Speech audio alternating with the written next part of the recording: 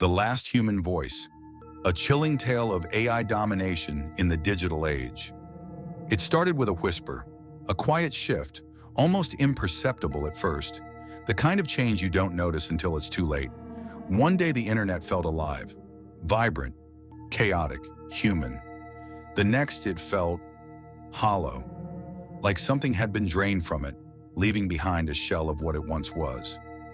I was a writer, not the kind who chased fame or viral success, but the kind who believed in the power of words. I believed in stories, real stories, that could move people, make them feel something. For years, I poured my heart into my work, crafting articles, essays, and scripts that I hoped would resonate. And for a while, they did. People read them. They commented, they shared. It felt like I was part of something bigger, something meaningful. But then the algorithms changed, or maybe we did. It's hard to say when it started, but suddenly the content that rose to the top wasn't the kind that made you think or feel. It was the kind that made you click. Quick, flashy, and empty. Lists, recaps, predictable headlines designed to trigger a dopamine hit. And at the center of it all was AI. At first it was subtle, a few AI-generated articles here and there. Mostly filler, harmless, they said, just a tool to help with the workload. But then those pieces started outperforming everything else. They were faster, cheaper, and perfectly optimized for engagement. The numbers didn't lie. The machines were winning.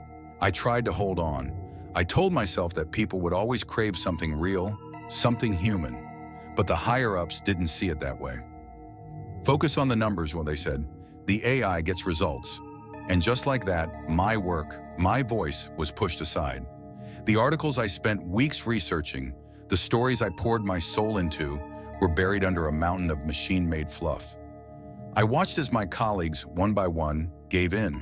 They stopped fighting and started using the tools. Why wouldn't they?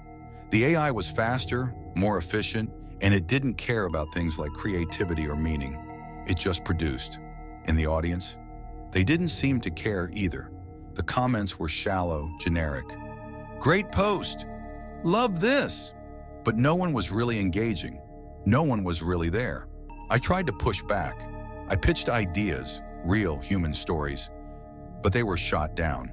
The AI can do it faster, my boss said. That's just where we are now. Those words stuck with me. That's just where we are. As if this was inevitable. As if there was no other way. I refused to give up. I decided to make one last stand. I created a video, raw and unfiltered, something the AI could never replicate. It was messy, emotional, and deeply personal.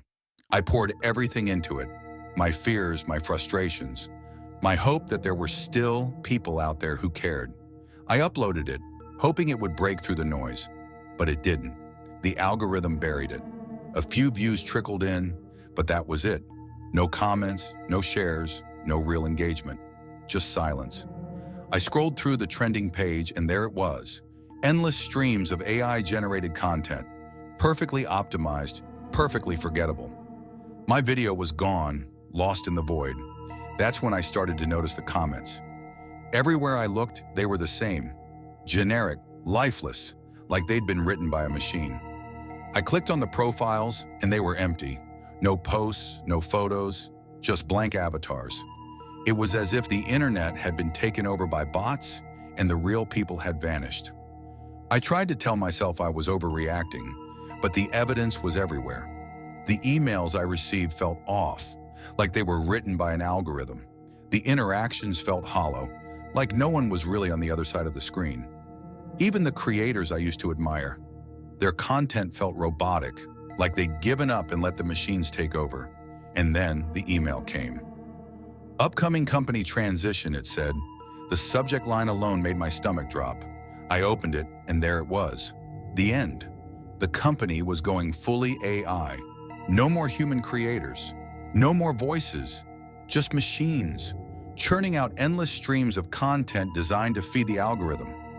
I sat there staring at the screen, feeling the ground drop out from beneath me. My work, my voice was no longer needed. The machines had won. I spent my last days at the company in a daze. The office, once buzzing with ideas and creativity, was now eerily quiet. Most of the staff had already left, and the few who remained were just going through the motions. I tried to keep working, but it felt pointless. Everything I uploaded was buried, lost in the flood of machine-made content. I looked around at other platforms, hoping to find some glimmer of hope, some corner of the internet where human creators still had a place. But it was the same story everywhere. Every major platform was saturated with AI-generated posts. The places that once celebrated human creativity were now nothing more than echo chambers.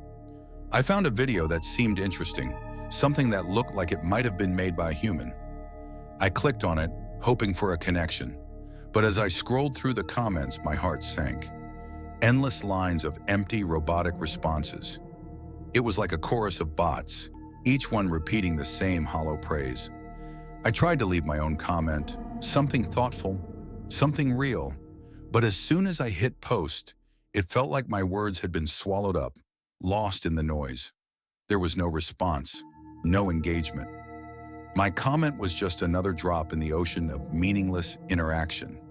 I sat back in my chair, the weight of it all crashing down on me. This was it.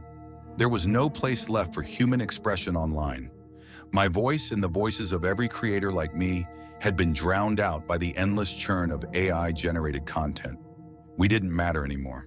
I stared at the screen, my last comment still sitting there, unread, ignored. I wasn't even sure if anyone would ever see it. The internet was dead.